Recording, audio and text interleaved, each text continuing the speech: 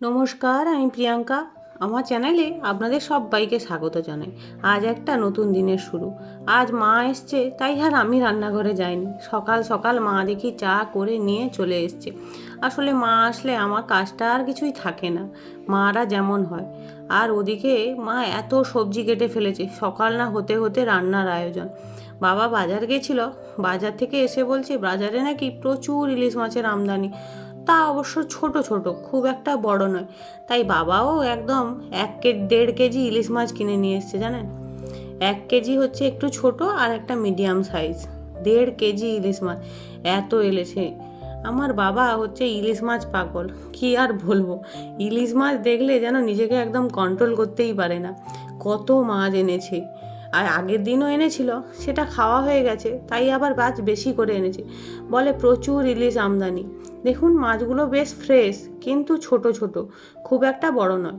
এই 6টা মিলে 1 কেজি, আর ওটা 400 গ্রাম মতো। এই হচ্ছে মাছ। কতগুলো মাছ, একদম টাটকা ছিল মাছগুলো। খেতে কিন্তু দারুণ টেস্টিও ছিল। ছোট মাছ হলে কি হবে, মাছটার টেস্টটা ভীষণ ভালো ছিল।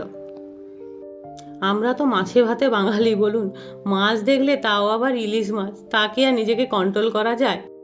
এত মাছ নিয়ে এসছে, আবার বলছে বিকেলবেলা যাব আবার মাছ আনতে। ভাবতে পারেন। আর মা দেখুন কত কি রান্না করছে। আসলে মা একটু বেশি করে রান্না করে দিচ্ছে, কারণ আমরা দুবেলা খাবো, প্লাস হচ্ছে মা কিছু রেখে যাবে রান্না, যাতে আমাকে না রান্না করতে হয়। এদিকে দেখুন একটু টক ছিল, আর ওদিকে শাক তরকারি, মাছের ঝাল বসেছে। আর এপাশে এতগুলো সবজি কেটে রেখেছে, মাছ কেটে রেখেছে। 5-6 রকমের মাছ নিয়ে এসছে মা, সব একটু একটু করে রান্না করে আমার জন্য তুলে রেখে যাবে, যাতে আমাকে আর রান্না করতে না হয়, কিছুটা দিন আমি চালিয়ে নিতে পারি এগুলো দিয়ে। তারপরে দুপুরবেলা চান করে সবাই খেতে বসে পড়েছে। কত কি রান্না হয়েছে দেখুন। ভেড়ি তরকারি, শাক তরকারি, উচ্ছে তরকারি, মাছের ঝাল, মাছের টক। উফ বাবা, মা বাবা আসলে পুরো একদম রাজকীয় আয়োজন আর বলতে। তারপর দুপুরবেলা একটু শুয়েছিলাম। বিকেলবেলা বেশ বৃষ্টি পড়ছিল, তাই বাবাকে বললাম একটু চপ খাবো বাবা।